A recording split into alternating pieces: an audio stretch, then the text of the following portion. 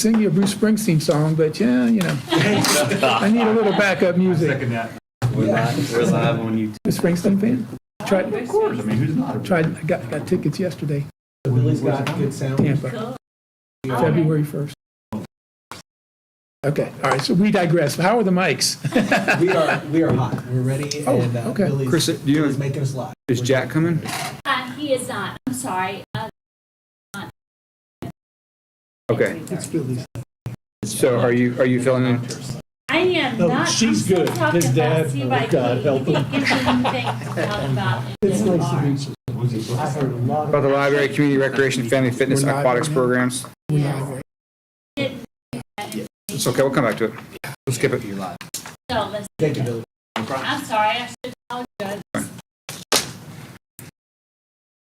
All right, good afternoon, team. I'm Master Chief Craig Forehand, and my co-chair is Mr. Marcanio. Marcanio. Marcanio. No problem. I'm filling in for Commander Godbehere, who's currently on holiday.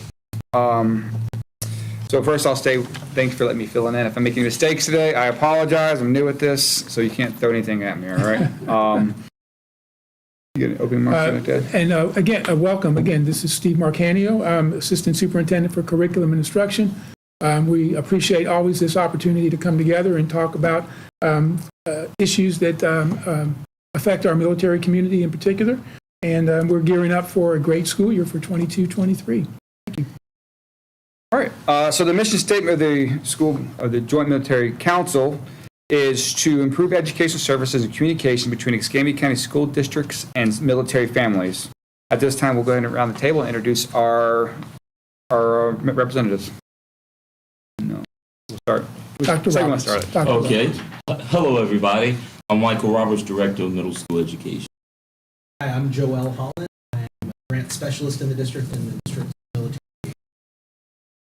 Monica, grant. Chris McFarland, the coordinator of what we now call our services, previously boys, with the Escambia County. Jason. Jason Ward from the Public Affairs Officer. Yes, Pensacola. I'm Chris. And I'm Paul Fetzko. I'm the board member for District 2, School Board. All right, thank you all. Thank you all for coming. I appreciate it. Okay. So the Joint Military Council for Education Excellence was established as a partnership between the Escambia County School District and Naval Air Station Pensacola in the spring of 2020. The council exists to facilitate necessary changes in policies and procedures that directly impact educational services for the children of our service members. To that end, I want to remind our public forum participants to engage all parties with great regard for one another, use language that is universally appropriate for public record, and when possible, comment and question with greater good in mind. Please note that questions or comments that pertain to specific students, individuals, or schools may not be addressed in great detail by the council during the public forum. The council responses to such items may be provided privately to individuals on a case-by-case basis. Members of the public who are in attendance, please use the provided forms on the website table to submit questions and comments or to request address the military council. The Q&A public forum will occur during the second half of the meeting. As appropriate, Mr. Holland will read questions submitted by those in attendance during the forum.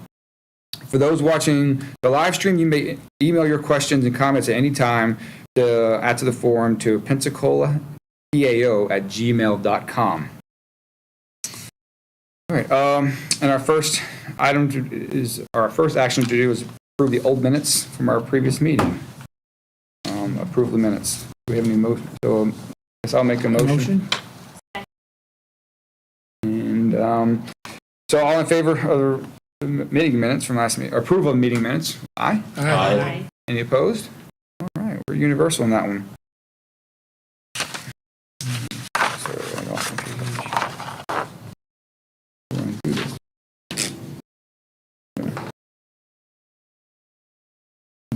okay.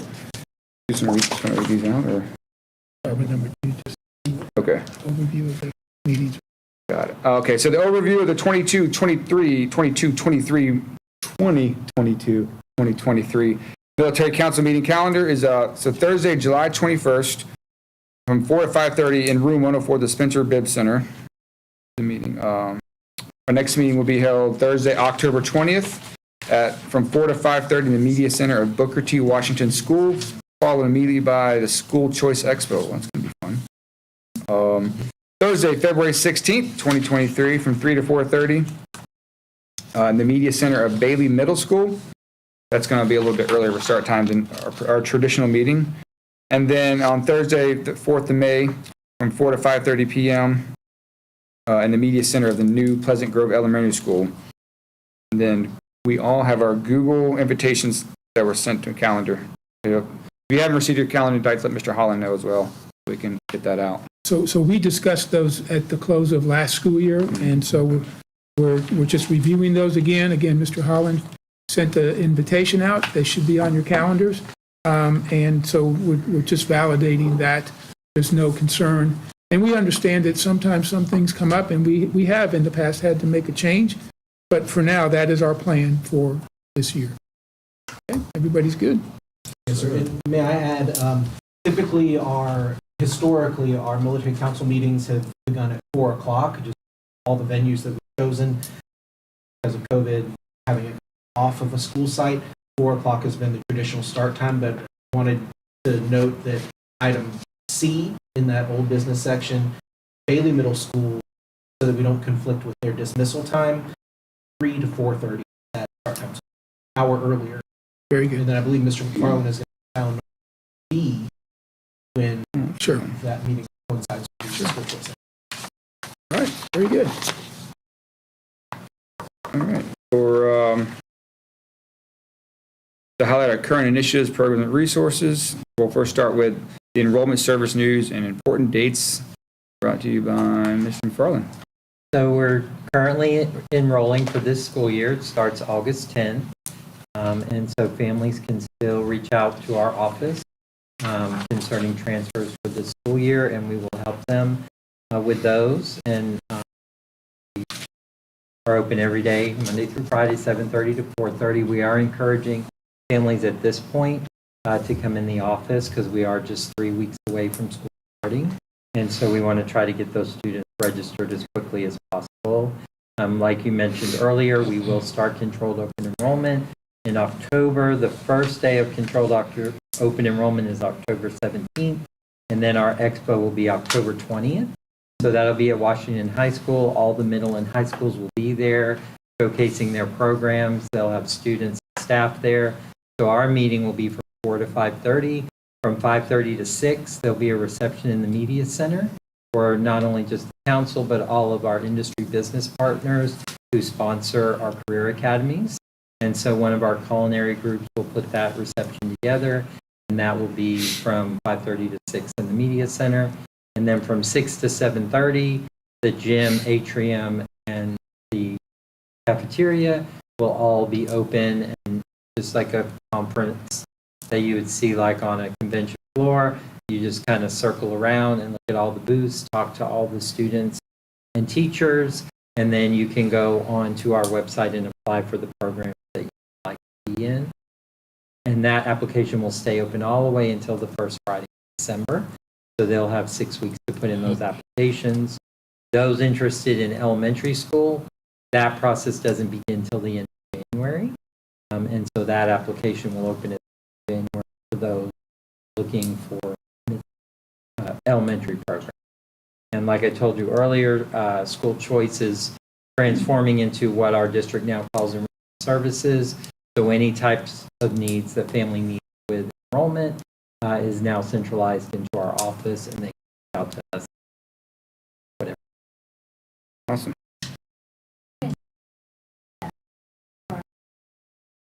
Yes, so it is posted to the website. Okay. Executive staff approved that list on Monday. So the only two elementary schools on there are Kingfield and Lee. All the others are other. And it seems like from our perspective, we're kind of getting towards the end of moving season, so hopefully everybody that's here, I mean, we're always moving, but Right. hopefully most people are here by now. And I know we're getting full.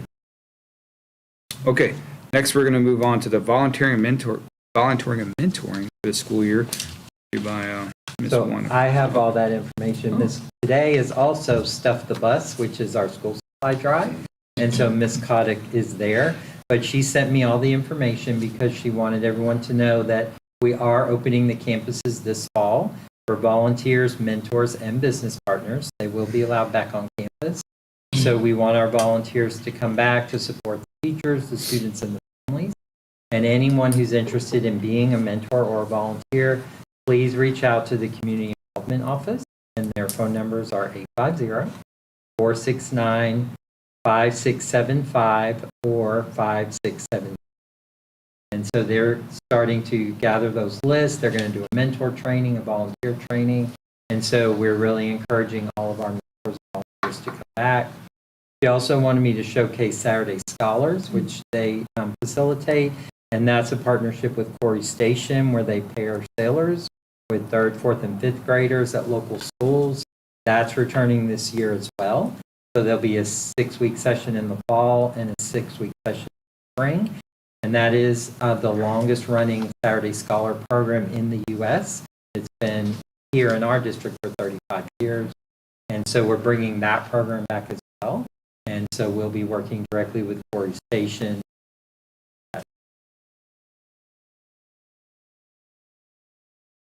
I spoke with Ms. Kotick, and she indicated schools because they can't hit all the schools through that program, so they try to, to switch it up. And if you can call one. Chris, would you repeat her number again? Sure, it's 850-469-5675 is her number, and 5676 is her.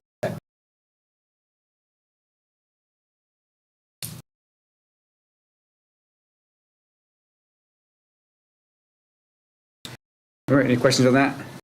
So we actually had this really big presentation tonight by our NWR director about our library and pools. I mean, it involved explosions and I kid. Unfortunately, Jack Green, he couldn't make it today, so we're gonna have to appropriately bow out of that. But it really was cool. I mean, fireworks. You look out the window. It's gonna be awesome. Are we going to move that to the next agenda? I don't want to set the bar too high for next meeting though, but that's kind of what you should expect. I'll let Jack know. Very cool. Can't wait. Wake you up. Yeah, I apologize for Jack not making it today. All right, so we're going to move on over to Chris talking about our CDC and our before and after school programs. Ultimately, as we ramp up, big concern is, getting, I'm going to say getting baby to school and what we do after school for working hours. And we kind of have a solution a little bit. Now, I don't have food. Sorry. But do have some information as far as first right. Corey has about 50 kids, and S has about 50. Of course, right now we had some issues with the buildings, the NAS center with Corey, so it's fun. That might be worth the fireworks. But as far as transportation for next year, they provide here from Nation to Blue Wing, Grove, Road. So that's a great resource. There is a wait list for next school year, but our director is very optimistic.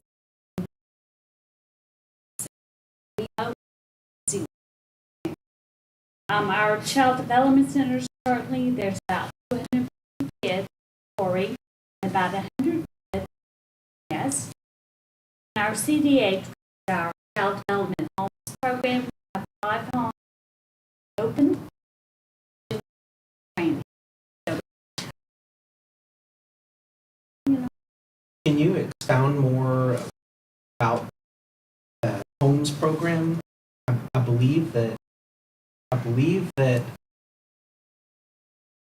Shanahan, Carrie Shannon. Carrie? Yeah. that he shared about a year or so about that home child care program.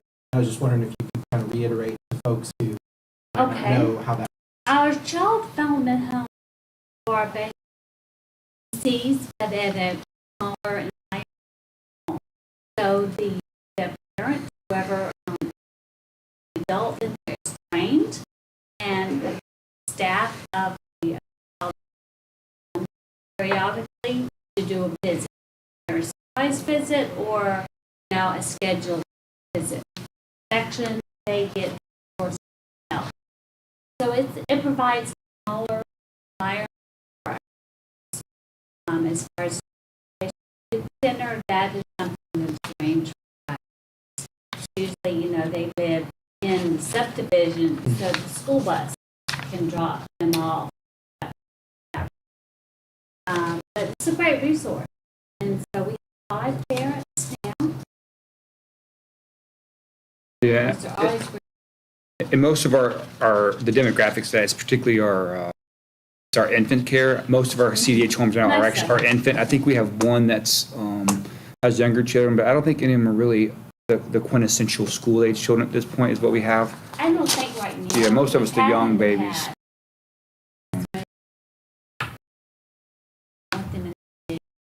Childcare. Yeah, so you have a question Is about it it. connected or affiliated with the Early Learning Coalition? Yes. Okay. All right. So I serve on that coalition, so I was just wanting to make sure that there was a connection because they have a lot of resources A and lot of services. resources. Yeah, it's effectively it's no kidding. It's the CDH that's out of somebody's home, so it has the same. I call it instructor to student ratio, but the same. I can't remember the right word for that. Regulation. Enrollment. As far as the adult to child ratio that you'd have in any other place, Right. I think like infants it's 1 to 2 along those lines. There, it has the same for the younger kids, the same curriculum development has to get certified. I'm actually a board member of that as well, so I get to go to the processes. So you walk into somebody's home and it actually has the same. It looks like a CDH in there. Is how it's mapped out. It's a good thing, and it helps relieve some of us because our CDHs they are pretty full. It can be quite a waiting list, particularly for the infant care, which is our big struggle, is to find care for the infants. Would either of you be able to tell folks who might be listening any steps that they could take if they were interested in partnering and becoming a CDH? They would call a number for a child development center. Okay. 850-458-588, and they would ask for CDH. Be Pamela. She's our director for that. Carissa, where you had mentioned the 4 schools that you provide transportation for, you don't do Suter anymore, and you don't do any middle, just the 4. All right. And that's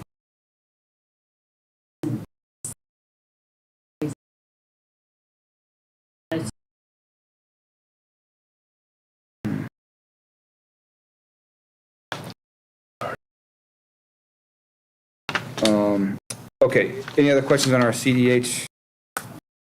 Exactly. No. Okay. Next, a summer flight adventure. Monica. Fireworks. I have a couple cool pictures. I was out there at the There you flight go. adventure deck today. And oh, Monica, I'm going to point this microphone at you and use your TV voice.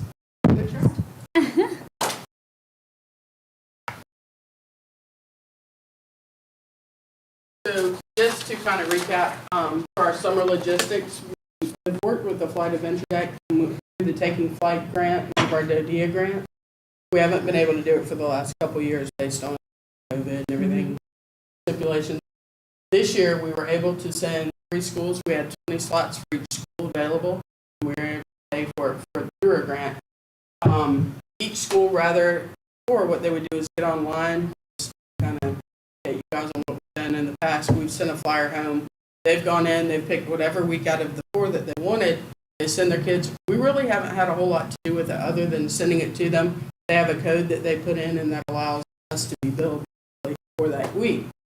Because no one other than military can get on base right now, we didn't think we were going to be able to do it. So we ran into a couple obstacles and actually worked through the process for several months. But we did, I was able to work with transportation because we typically don't run in July. And we have actually provided transportation. So in the mornings, these kids are being picked up at the schools at the bus ramps. they're being transported to the flight adventure deck on base, then they're being picked up from there at 2:45 and returned to the school to the bus route so that the parents can get them there and back. The only hiccup that we've had that they hope that we get through next year for soft transport is on Fridays.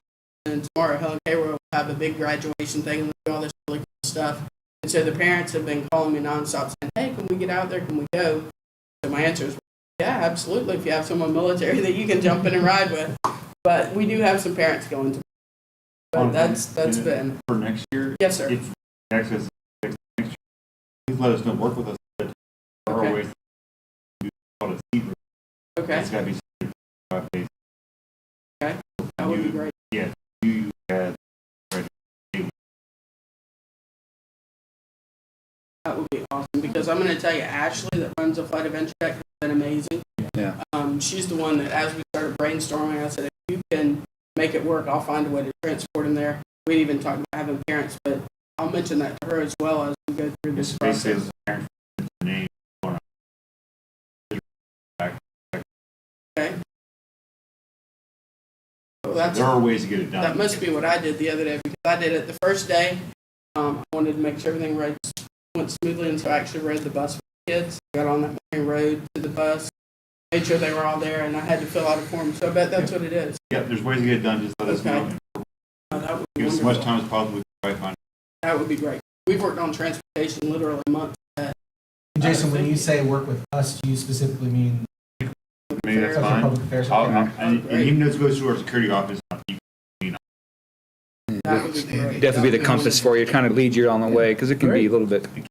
Yeah. Great. Luckily, we all have so many. Like when I went out today to take, I had a friend of mine who was military take me on base, so I was able to get out today and do same thing for you. You get on. that. Would be wonderful.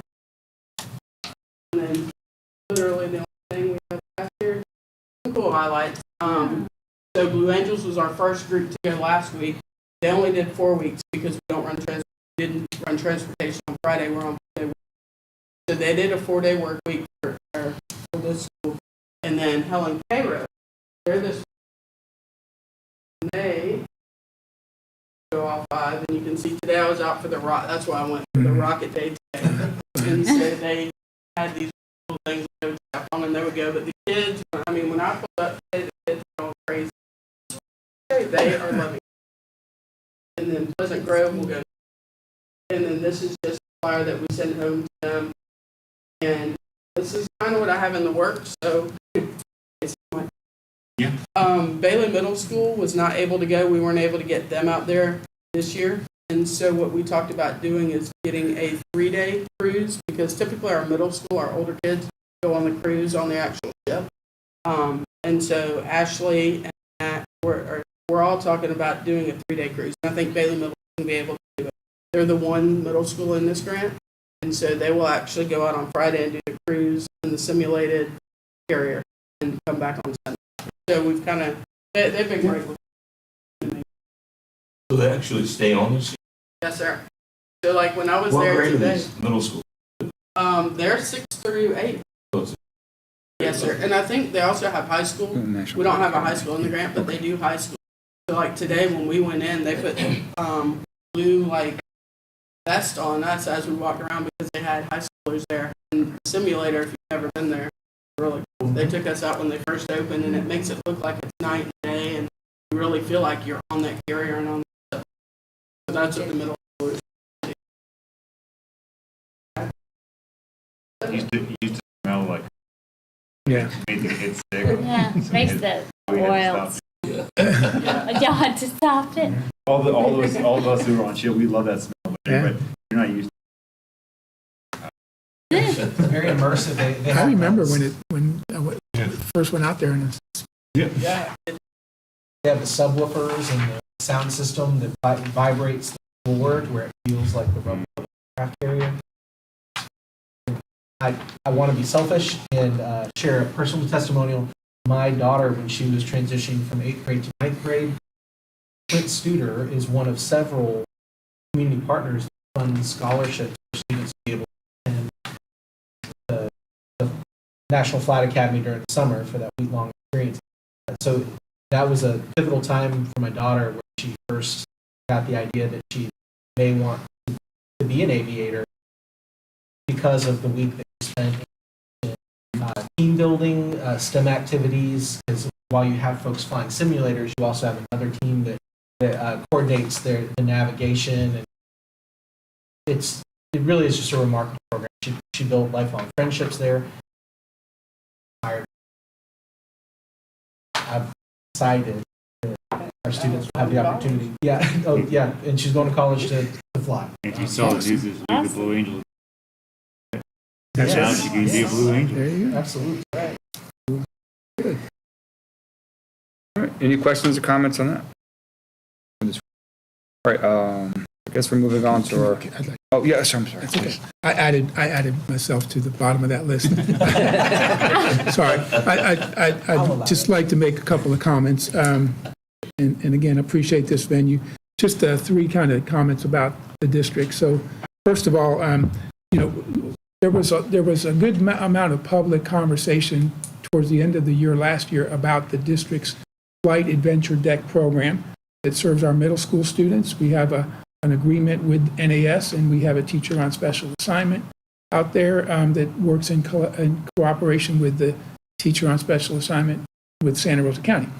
And again, there was a lot of public comments about the lack of our students participating in that and so forth. And, I think we even talked about it in this venue.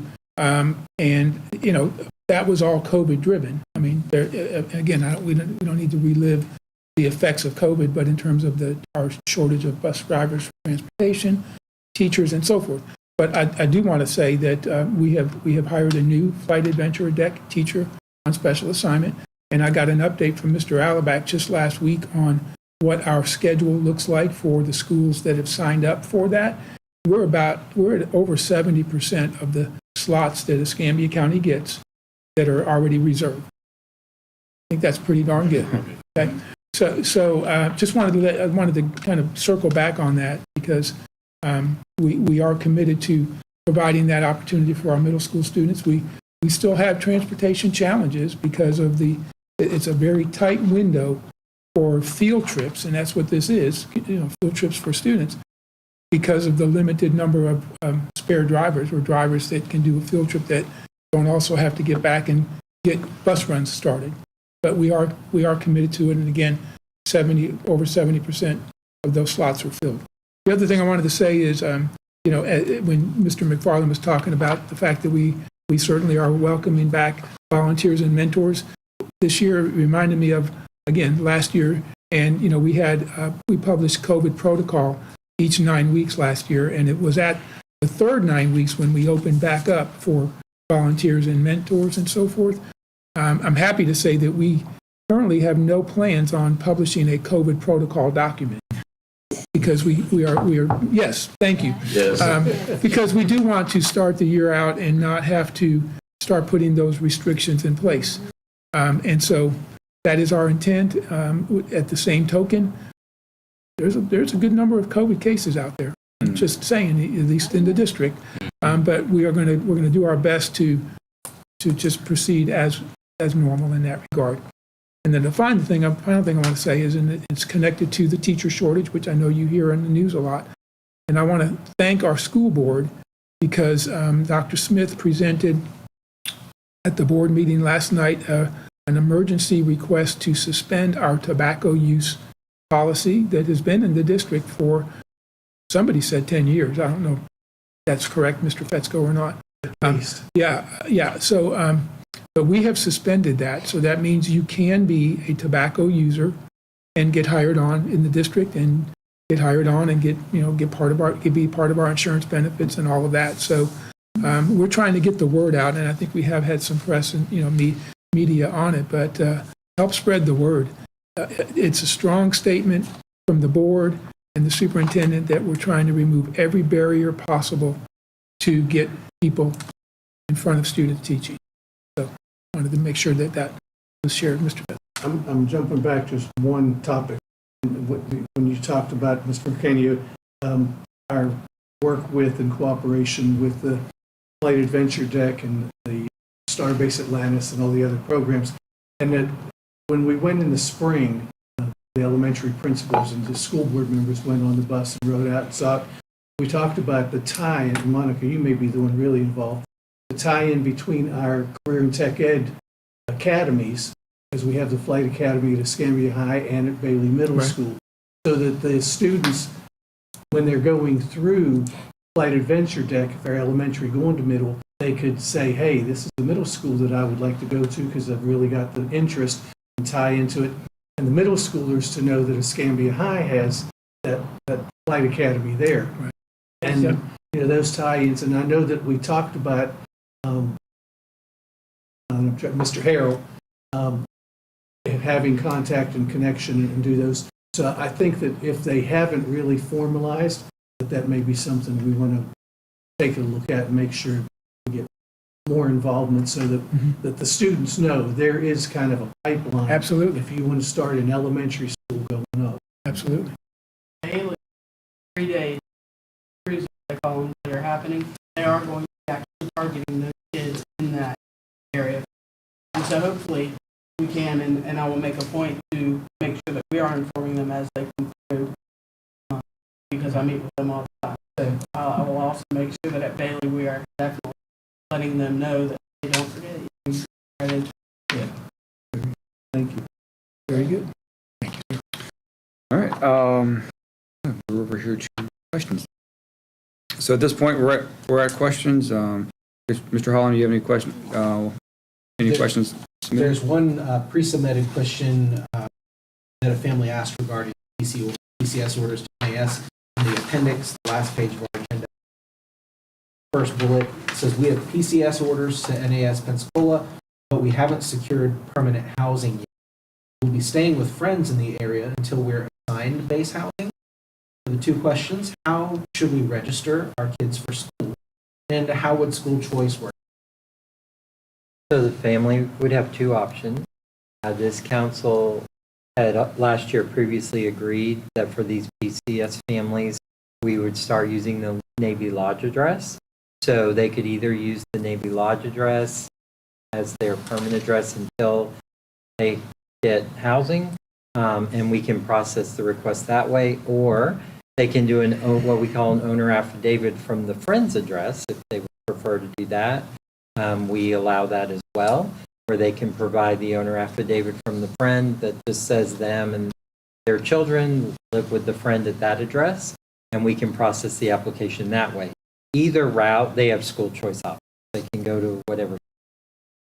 And it's just up to them whether they want the Navy Lodge address or the friend's address, and then they'll go to the school district website to do the focus student registration.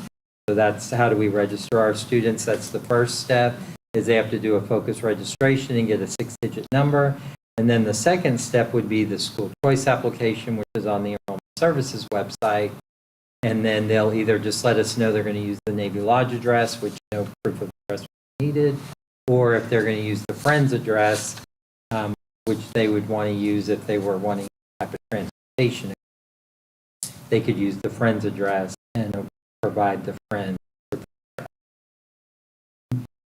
Thank you, Mr. McFarland, for that thorough explanation. As the district military liaison, I have fielded phone calls from service members that are nuanced. They're kind of nuanced around this topic.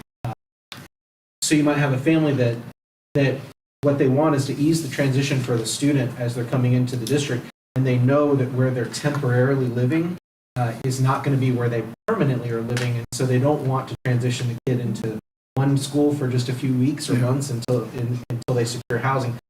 So in particular, I'll give you an example. There's a service member who is staying with friends in Gulf Breeze until the contract on his new home is complete and they can move in.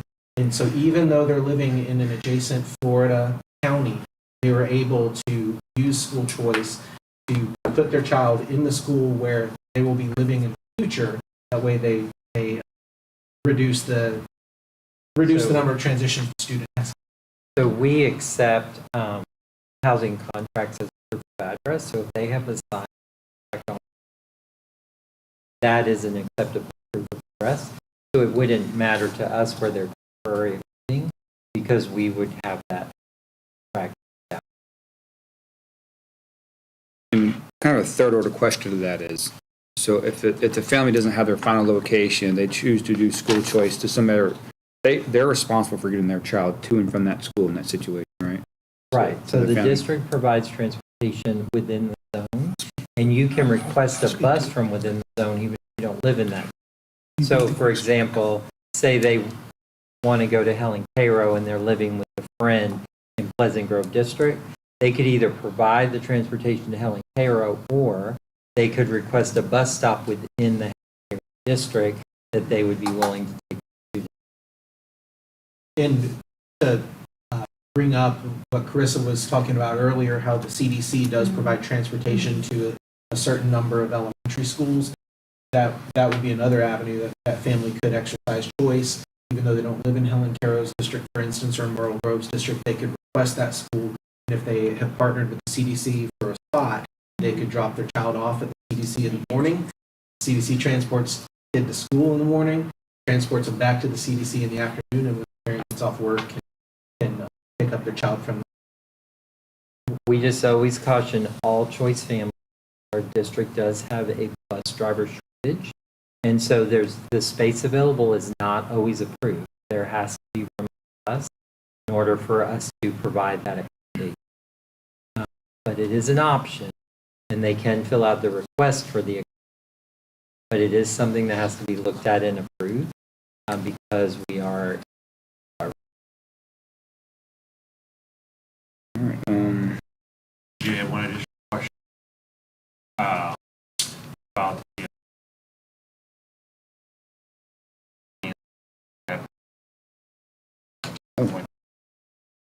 And I can speak to that, and I will preface my comments with, I'll share with you what we know at this time, but there are going to be events and actions that occur, school board actions and so forth, so there's still some things that are unknown. But here's where Warrington Middle School is.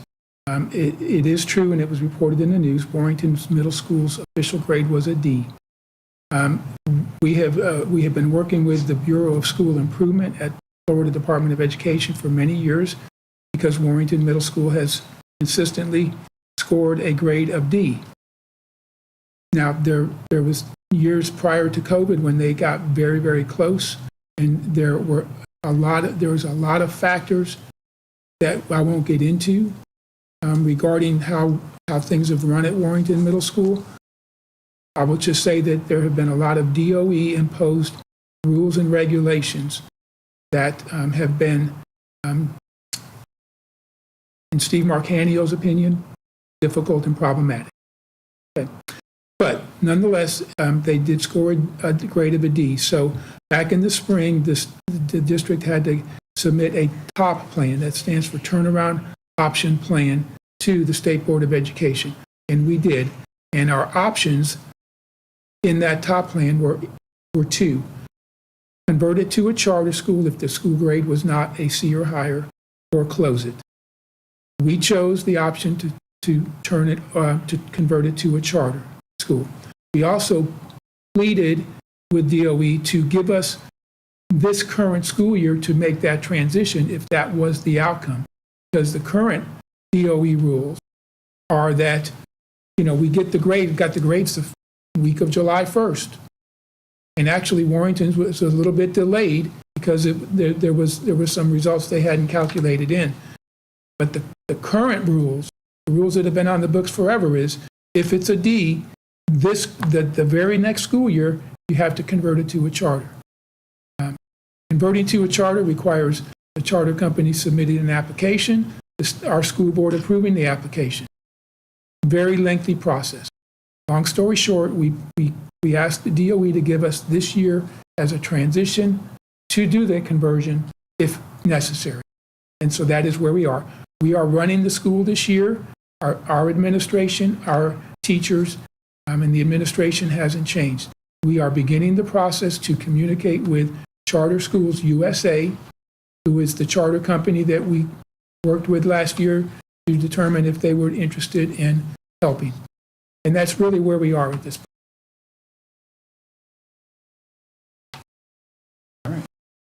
And there's one final question on our agenda, which is more of a specific question, and we'll address that with an NAS Pensacola. Okay.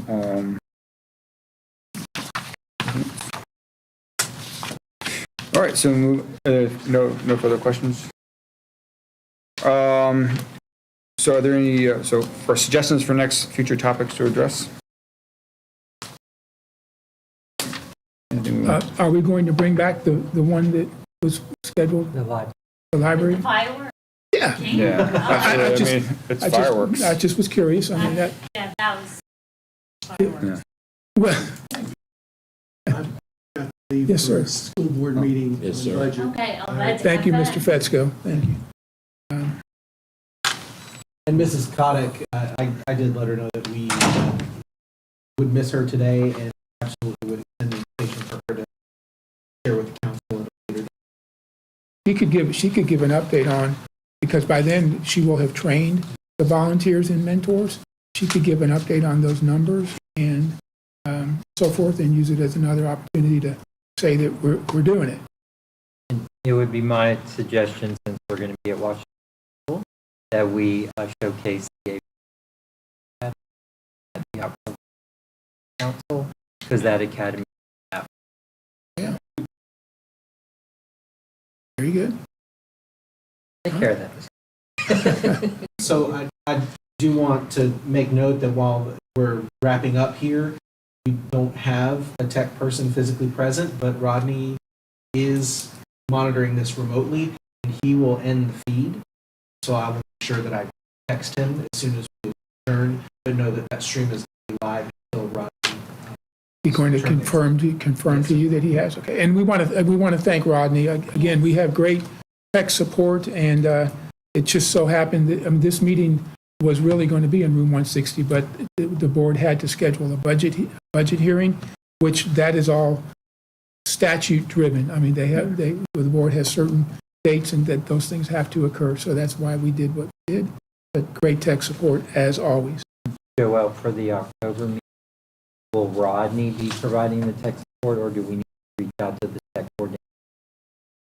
It's my understanding that Rodney has it on his calendar and has a team that works tirelessly to support us and truly many other facilities in our district.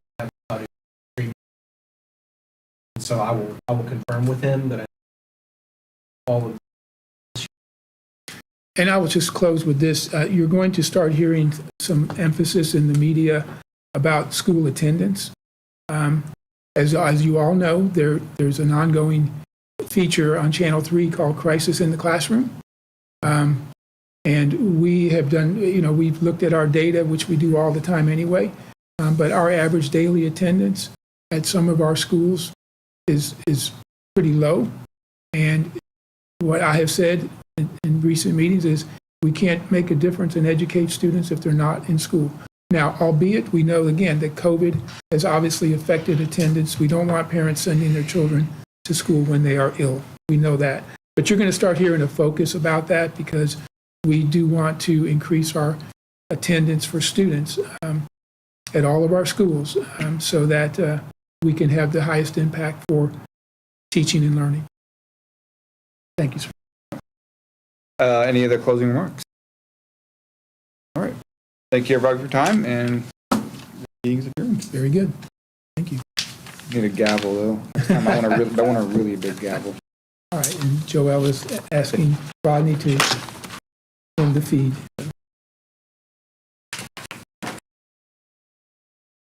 Waiting on the confirmation text. He's already responded that he's monitoring. Yeah,